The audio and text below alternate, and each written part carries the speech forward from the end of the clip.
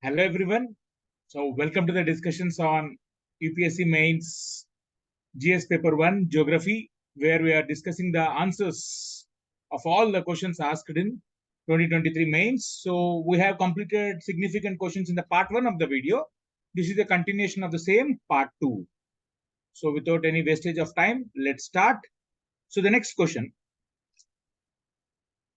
Comment on the resource potentials of the long coastline of India and highlight the status of natural hazard preparedness in these areas. So, what is the framework you need to answer? So, you need to talk about the resource potential of India's coastline.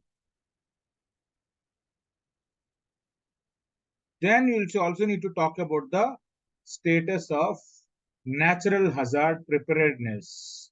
So, how well are you prepared with respect to the hazard? Right? So let's start with the resource potential. So what will be the introduction? India's coastline. So talk about India's long coastline. Say that India's long coastline of more than 7,500 kilometers augur well for utilizing its resources.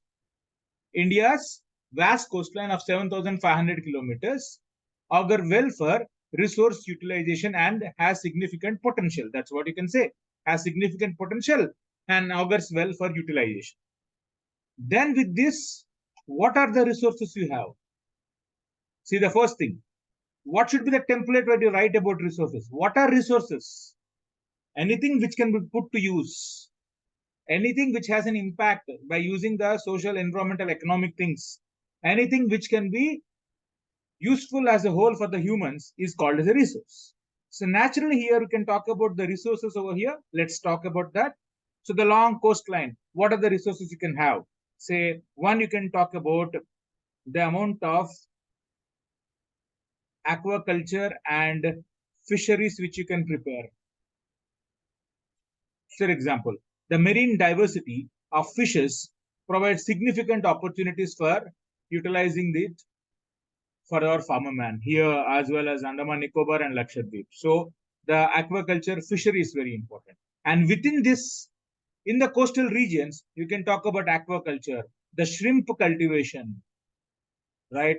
So if you talk about, you can give one example, say Kolleru Lake in Andhra Pradesh. One such example for shrimp cultivation that you can give, right? Then you can talk about the significant utilization in terms of minerals, say here, minerals. So you can talk about the Bombay High, minerals here, Bombay High. So the oil resources. Similarly, you can talk about the salt pans of Gujarat, salt pans which are constructed in the coastal regions, Gujarat. So you can talk about minerals like anything. You can talk about the potential of thorium in the Kerala sands. See the diversity you are talking about, right? That you can write. Minerals you have written. Then you can talk about the natural resources of mangroves, mangroves, which are the centers of coastal protection as well and augur well for so much livelihood. So they provide ecosystem services. You can link that, right? Then you can talk about the role of ports. Role of ports. Say, for example, you can talk about the Mumbai port, the Kandla port, Mumbai Kandla port, how they are useful for provide acting as a resource center for as a gateway centers to the world.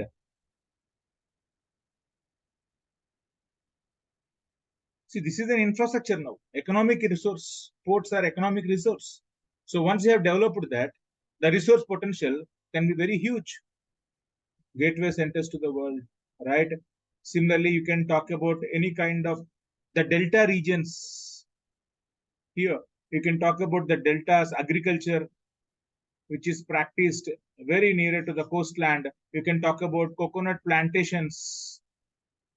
coconut plantations, the ones which are having a dependent on the nature, right? So you can talk about that. You can talk about vast industries, say the petrochemical complexes which are coming up here.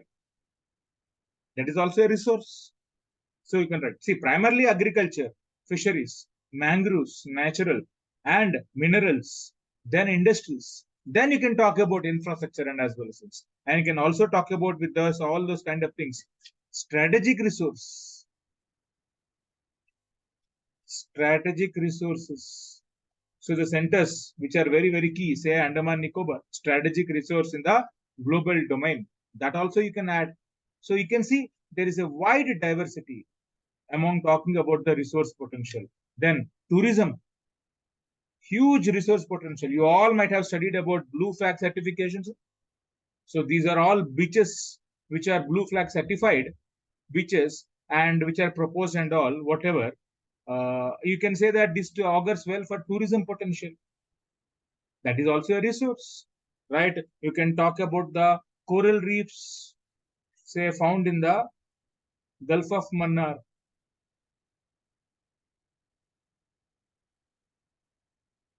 You can talk about the Ran of Kutch coral reefs, the salt pans, right? See the things, tourism and all. This is about the comment on the resource potential. Then what about the status of natural hazard preparation? Then you see connecting para. Considering the coastal region has this much amount of resources, however, they're also vulnerable to so much natural disasters like what are the natural disasters which they are vulnerable for? Say one, cyclones, say you have tsunamis, the ones which are vulnerable. Say you have because of climate change, coastal erosion, and also the sea level rise. See, these are also hazards only, no? Not just cyclones and tsunamis, right? So you can talk about that. Okay. So what is the status? So when you talk about that status of national hazard preparedness, talk about how did you handle about all these things. Say cyclone. For cyclones, how did you prepare the preparedness? What is the preparedness you have done? Cyclone preparedness. Yes, last year question, if you remember, color coded warnings. Talk about that. Color coded warnings. So simply what we are saying, we are focusing on early warning systems. We are with the latest availability of technologies by ISRO, by satellites and all, we are developing early warning systems. So cyclone preparedness is really good. That's why we are trying to reduce cyclones death, no impact. That is a thing. So we can talk about that. Bring the disaster management idea, which you have discussed in the class. Say I have told you n number of times. And 99 great cyclone of Odisha. Compare that with the present cyclones. Say 2019 funny 20 years. That is also happened in Odisha. Compare that. Or you can talk about cyclone 2020 Umfan. Or a recent cyclone. Anything is okay. Just to comparison, you can go from the past as well. Near past and also the old past. Right? So talk about the cyclone preparedness. Talk about tsunami, where you have a warning center. Mock drills are conducted regularly about tsunami. You also have INCOIS warning center. In Hyderabad, we have this tsunami early warning system by INCOIS. Talk about that. Regular mock drills which are being conducted. Talk about coastal erosion, how we are trying to protect the erosion. Say there is an institution by name National Center for Coastal Research, where they have tried to construct some kind of structures which they are trying to reduce. For example, you can see here sea walls. They have constructed sea walls here to produce so that the ocean will not enter directly or it will reduce the impact. You can see the sea wall construction. This happened in Tamil Nadu. Similarly, cyclonic shelters all along the west coast, east coast majorly, Odisha and all, right? You can see this is the cyclonic shelter where you can see that first floor is kept vacant. So that flooding, it will not have any negative impact. So this is all the words which you can use. Climate change adaptation. Say, because of coastal sea level rise and all, what adaptations are you having? Talk about vulnerability assessments which you have done. You can talk about the vulnerability assessment index which is created, coastal vulnerability index. There are rules which you have given, coastal regulations, zone regulations. You can talk about National Disaster Management Authority guidelines. See, whatever a government has done, you can talk about that. Basically, what have you done? We have done some international collaborations. Say, as of now, do you remember the present thing which the Prime Minister was talking about? Coalition for Disaster Resilient Infrastructure, CDRI. This is what infrastructure resilience is.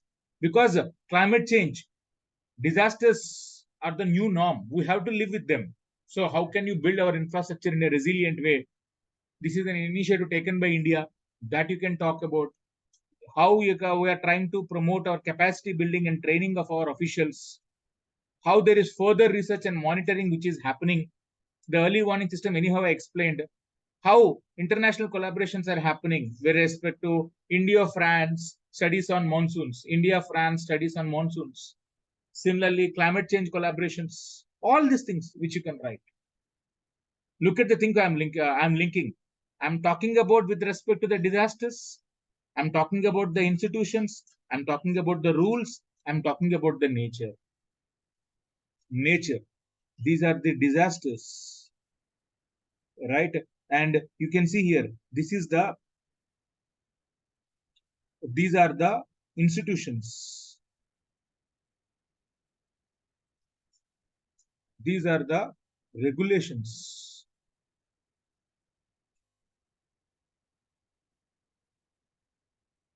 Right? So this is the thing. So I hope you are able to follow all these kind of things so that you are able to understand the things in a good way. So this is the manner of writing an answer. Okay. Now with this, what will be the conclusion you'll write? Conclusions could be so many varieties. You can write any varieties of conclusion, summaries, solution oriented, implications, government schemes, but address the theme directly here. This is one such thing you can see. For example, link this. Considering considering the vast resources, the first link that with the question. Considering the vast resources India has across its coastline, there is a need for better hazard preparedness to utilize the potential. So link that with the concept called blue economy. So end this with this one with blue economy. To achieve the fulfillment of the blue economy, so that resource potential is realized, we need to manage our hazards very well because coastal zone is very, very vulnerable to these kind of hazards. That's what you can link. You can link resource potential with hazard preparedness with the solution. So this is what you mean by addressing the theme directly. So you can write the answers in a multiple way, but this is one such kind of thing. Okay. I hope you have understood this. Move to the next question without any wastage of time. Now, the other questions which you are discussing right now might be difficult. Usually, you need critical thinking. And also, I have clubbed this another things where usually many of the aspirants don't prepare rare topics of the subject. Say the question which is asked: fjords. How are the fjords formed? How do they constitute some of the most picturesque areas of the world? And this is a glacial landform. Many of you won't prepare it. Maybe an optional student will be easily writing it, but others might not. So this is a glacial landform where the question was asked. Now this is a difficult nature considering that many of you don't prepare. So what are fjords itself if you don't know? What will you write? That's the kind of thing. So something you'll write maybe the next month, but very difficult to write. So what are fjords? If you remember, or if you have studied, they are long, deep, narrow body of water that reaches far inland. You can watch the video of this what are fjords in the other video I have uploaded. You can check in the description the link and also here, right? Then what are fjords? These are long, deep, narrow body of water that reaches far inland. These are long, deep, narrow body of water reaches far inland. Okay. So if you see this thing, if you can see the GIF here, see what is happening. Glacier is entering. The glacier is eroding, constructing a deep U-shaped valley. You can see the U-shaped valley. You can see the glacier is now retreating back because of climate change. The sea level is rising. The water is entering into the land. You can see, initially look at the landscape and now how because of glaciers it has been eroded. So how a river erodes, even these are our glacial landscapes. So fjord is a glacial erosional landscape feature. Glacial erosional landscape feature. Okay. Now what do? They create this deep U-shaped valley by plucking and abrasion. They pluck the rocks, abrade it completely, and then they create the U-shaped valley. Then you can see the depression. You can see here the glacial is entering. It has eroded this. There was a huge depression is created now. You can see the depression, the big depression now. And over a period of time, that the glacial will be retreating now because of climate change. And then water fills up the depression. So usually when you see this fjord, they are deeper than the ocean. For example,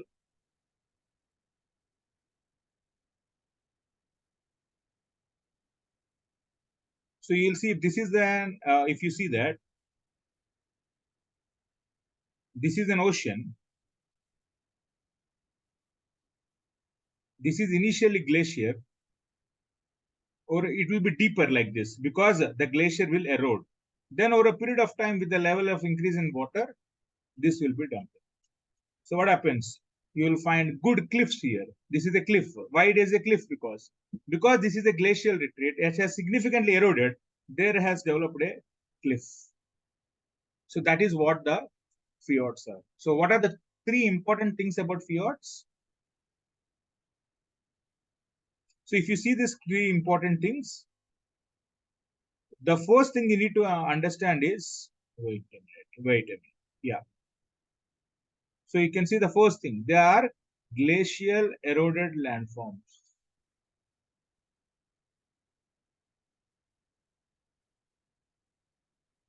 Then after creating the U-shaped valley, there is a role of climate change, sea level rise. This is nothing but you can say glacial retreat as well. After the retreat of the glacier because of climate change, sea level rise. So 1, glacial retreat, and 3. So this is a product of climate change. Because of these two things, you'll find fjords. What are they? Long, deep, narrow body of water that reaches far inland. Why did they reach inland? Because of sea level rise. Then why they are long and deep? Because of glaciers. Right? So this is the glacial landform. Then why are they more picturesque areas? You can write one more word. Why they are more picturesque? Because of this nature, you will find, you can see here, this is the picturesque areas. You can see the mountains. You can see here the mountains and then the valleys. So you have beautiful cliffs. You can see the water entering into it. Obviously, that is how nature, we all love to watch such kind of things. Cliffs. So that is the main nature. The height, the cliffs, the steep mountain slopes which you have because of the glacial erosion, they provide for stunning visuals. And usually seawater is entering. At the same time, glaciers blend is there. Fresh water and salt water. Sometimes there are certain areas where you'll find crystal clear waters. And there are so much, because of these are the glacial landscapes, you'll find some waterfalls as well. Say, 7 sister waterfalls of Norway. Very, very prominent. And because of all these things, wildlife and natural vegetations are very, very good. They provide for recreational opportunities like anything. You can go for, what do you say, hiking. Okay. Some of the places, their ability is there. Some of the develop even skydiving and all such kind of things. Recreational opportunity. In general, tourism as well. All such kind of things. Adventure tourism or general tourism, both. Then there are centers of cultural heritage, say Diang Fort and Narrowing Fort or Narrowing Fjord, both of are UNESCO's World Heritage Sites of Norway. They are also found in Chile. They are found in New Zealand. Very, very prominent. Canada, USK province of Alaska, Greenland. You will find all the beautiful, wherever glaciers can be found, fjords are observed. So this is the things about things. Then you can say that with this, you can conclude, thus fjords are popular destinations for natural seeking travelers, and they continue to attract populations from across the world. That's the thing. The problem here is many of the people don't know the answer in every dimension. How are they formed? Why do they constitute? Examples, in which places are they found? Everything is difficult. Only some people can write. That is the thing. So always every paper, one or two questions, you'll always have some difficulty. Don't worry that geography optional people are doing very well. No. In other aspects of the questions, eventually over the period of all GS papers, that will even out. Okay. So there is not kind of an advantage here. Okay. Right. So this is about the questions. Then the next question you have.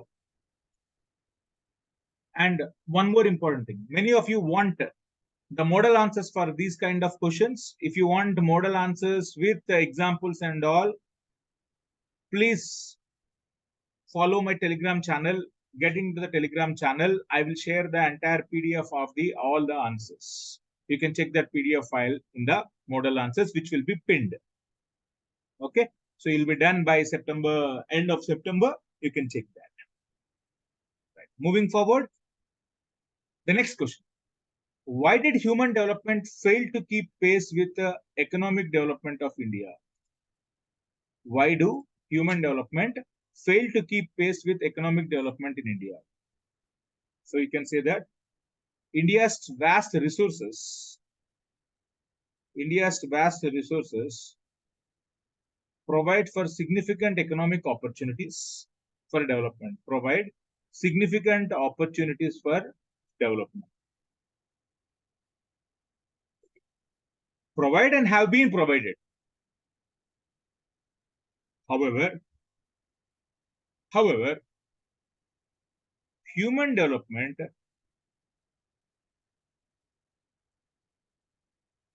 could not keep pace. You can say that. Now, why? Now, if it's a geographical answer, the first thing you can talk about is geography is all about study of places. When you study about places, say that how the economic development is varied. So talk about the variations. So the first reason you can talk about is disparities, regional disparities. How there is a variation from one region to area. Say one example I'll tell you. Urban rural areas. Majority of India is rural, but our urban is growing. But there is a disparity. So economic development, if you see that human development, there is good in the cities, but not much in the rural areas. So regional disparities of rural urban, you can talk about that. You can also talk about regional disparities in terms of resources. Say, for example, the coastal states with respect to interior states. So what happens? See, one thing, another thing. When there is more connectivity, you can also say that there is more transformation or transfer of ideas, knowledge, opportunities. So rural India, if you can see that the coastal states, India's coastal states are much doing better than the interior states, say like Northeast India, say like Himalayan states. One of the reason you can say is connectivity. They lack connectivity. Ideas transfer very less. Such you can talk about the regional disparities. So you can talk about coastal states versus interior states, rural versus urban, anything. Then you can say India's urbanization is very, very lopsided. So one of the urbanization process you can see, India's urbanization is top heavy. You have big centers, but the connectivity is very, very less. From the top heavy urbanization to the next level, we don't have that. Class 1, class 2, class 3, class 4 urbanization process. You will see that India is a top heavy urban centers. Significant population live in the few cities. So opportunities are confined to few people. That you can say top heavy urbanization. Also, infrastructure and connectivity is very, very poor. say certain states doesn't have much of proper roads. Say as of now, you can see Northeast India. Why the government is focusing on so much amount of Northeast India connectivity to increase the infrastructure, so automatically they will be prospering very well, right? That is why we have international collaboration. Say SARC road, we are talking about having a highway line, say from Kolkata to Malaysia. We can talk about uh, the connectivity corridors which we are trying to develop in the Northeast, the connectivity which we are trying to develop with India towards the world. The whole reason is more connectivity from India, more developmental opportunities, right? So infrastructure you can talk. You can talk about the because of all these things, how there is income inequalities, how education is available only at selective places. We are not talking about the quality now, quantity only. Education at selective places, how healthcare is poor, how you can see even along these kind of things. Other factors also add significant population, significant environmental challenges, say like pollution, which destroy the environment. How can you get the outcome of that? How can you use the resources if the water is being polluted? Right? Environmental challenges. Government policies and implementation issues. You can find government policies and implementation issues, the gaps in governance issues. All such kind of things are contributing, right? But you see, when you moment you are asking a geographical answer, these are the key important things which you have to write prior. Then talk about the social infrastructure, which is very, very poor. Education is poor, healthcare is poor. Then talk about the general reasons, specific reasons, right? So hope you are able to get this. Right. Then with this, now you try to conclude. How do you conclude? Now, how can you give a solution now? Solution oriented approach. Address the gap between economic development and human development. How? By income inequalities, improving access to education and healthcare, promote gender equity, enhance infrastructure, address environmental challenges. Any few, maybe focus on more on education and healthcare, or you can talk about infrastructure. For what? Ultimately, what? To harness the, you can also link with population to harness the demographic dividend. Harness the demographic dividend. So this is how you write an answer, right? So while you're writing examples, give examples. Say Jharkhand, why it is a dumping of mineral resources, but poor in educational resources. That's where labor is migrating. You'll find that the skilled labor you are getting from other places, but not within Jharkhand. So very good in mineral resources, but poor in education. Reasons why other peoples are harnessing. It did not percolate. There is no percolation. So you can talk about as a case study. You can talk about how the percolation is not a trickle down theory, which we'll study in economics. It is not found. You can talk about that. They have cemented islands of development in the ocean of poverty, right? So that is what you can write. So what is the thing you have? I was saying, Jharkhand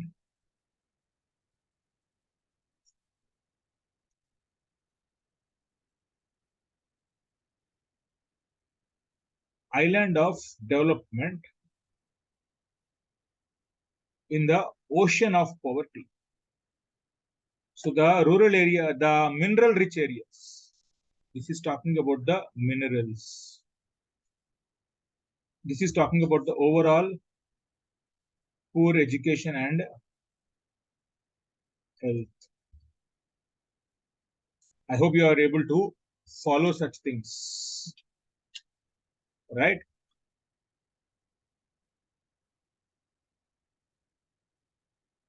Right. So this is it. Moving forward, next question. Now these are the geographical questions. Now how geography is there in other subjects as well. You can see. Explain the role of geographical factors towards the development of ancient India. So you can see how there is a question about geography with respect to ancient India. You can talk about what is geographical factor. Say talk about Once you start about, let us see, start, give an answer, introduction. What will you say? India has a vast diversity of geographical features, which has its impact on the social, economic, cultural development of ancient India. The vast diversity of geography has led to, has an impact on social, economic, cultural progress of ancient India. Talk about that. Then give examples. So, what is geography? Say, talk about location first. The location of India, with Himalayas acting as a boundary, have made it so that there are more invasions which are coming from northeast India, no, sorry, northwest province of Afghanistan, Pakistan, and all. You can say about that. So, invasions from here. That is the first thing you can talk about, location. Then the second thing you can talk about,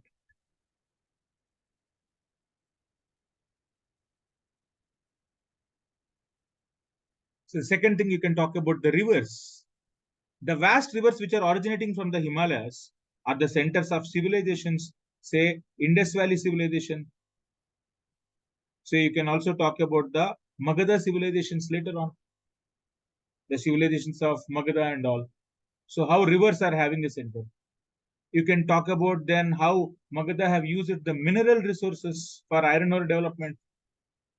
Magadha used for mineral resources, that you can show. You can talk about how the topographical diversity of South India, the hills and rivers of South India have led to many kingdoms, many kingdoms, because they are acting as a physiographical barrier.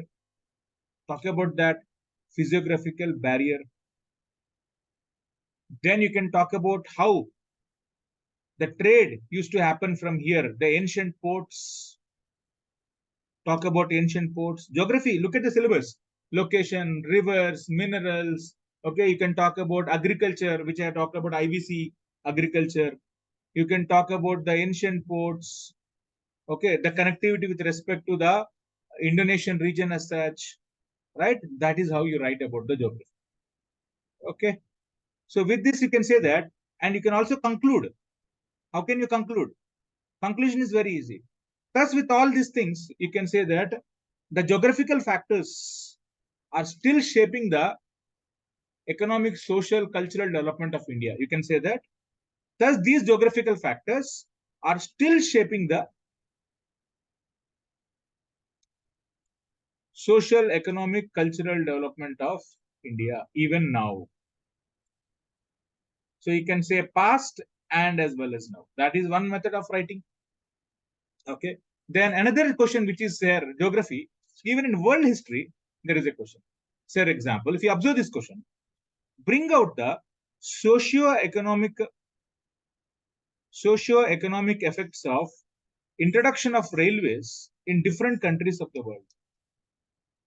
Bring out the socio-economic effects of introduction of railways. See, the moment if you remove introduction, it might be a geographical question. Because introduction of railways, you are talking about world history. Okay. If there is no introduction, then this might not be a geographical, historical question. This might be a geographical question. Then say that introduction of railways, introduction of railways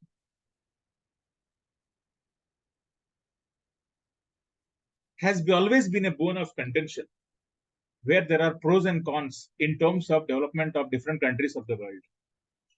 Or you can say introduction of railways have changed the nature of development across different countries of the world.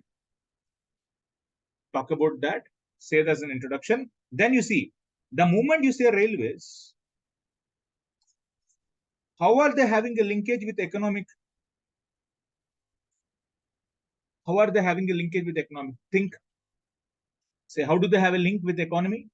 Say, how they are the centers of, say, opportunities for transport of minerals, opportunity of transport of agricultural produce, or opportunity of transport of say exports or importing of new products, import of new products.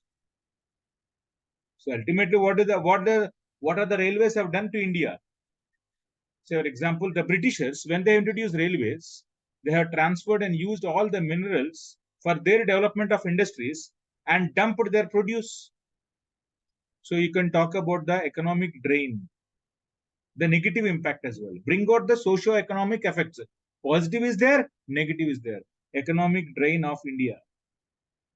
That you can talk about that. See, any kind of agriculture means what? These are what will come: minerals, agriculture, import, export, and even labor, transport of labor. But here you can talk about the economic effects, particularly these things. So talk about how the agriculture ports have developed across different parts. Talk about various examples. Say you can talk about the Trans-Siberian Railway line of Russia, Trans-Siberian Railway line of Russia. Say it connected the east of Russia with west.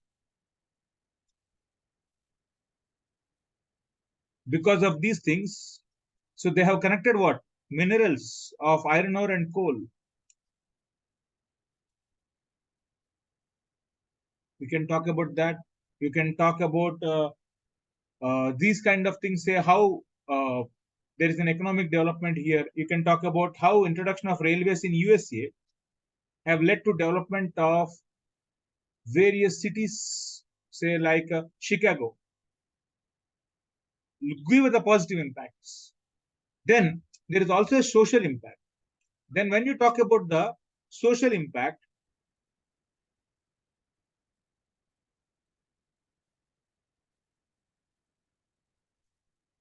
give the social impact of, say, you can talk about how there is an economic drain, poverty, which linked with the poverty in India as well as Africa.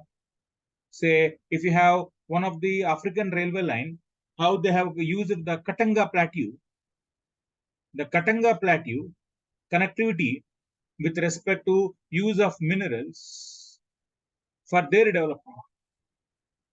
Similarly, you can talk about from Perth to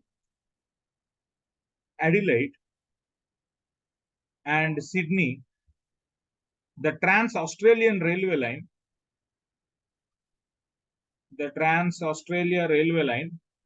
which has led to, say, what do you say, the concerns of migration of Aboriginals of Australia. So there was mass displacement of tribes, social impact, displacement of displacement and death of displacement and death of so many original Aboriginals of Australia, tribes and all. All these are social impact. So there is a negative impact. These are negative impacts of social. What are the positive impacts? Cultural integration. You can say positive and negative, both are there. Cultural integration. For example, how there is proper mixage, how the people have started mixing with multiple people and how they led to development of cultural homogeneity, integration of culture, say in Europe, West Asia with West Europe with East Europe, Russia with East with West, all such kind of thing positive.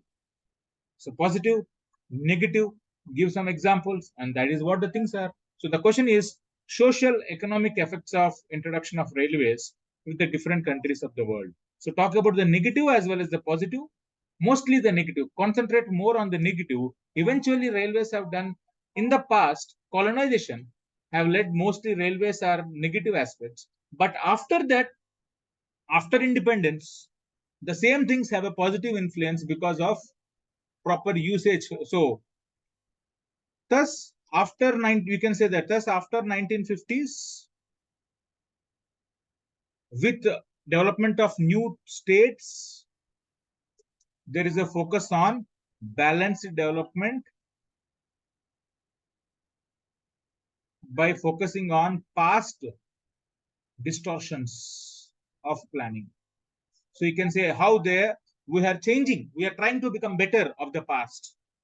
You can talk about that. That is how you have to write the answers. Okay. So all of you, once again, I'm telling you, if you wanted to have the model answers PDF file, you can go get from my Telegram channel. You can scan the QR code and join my Telegram channel, which is Geography by Venkatesh. I hope you all have understood these lessons. Happy learnings for all you. This is Venkatesh Yamani, the UPSC Catalyst, signing off. For more such videos, for more knowledge, I am doing a complete previous year question series called Catalyst for UPSC Prelims, where I'm discussing about all the previous year questions with model answers, with analysis, both mains and prelims. So you can check that in my Telegram channel and my YouTube channel. So for more such things, please subscribe to my channel. Enjoy and do watch, learn, and have a joyful day. Thank you very much.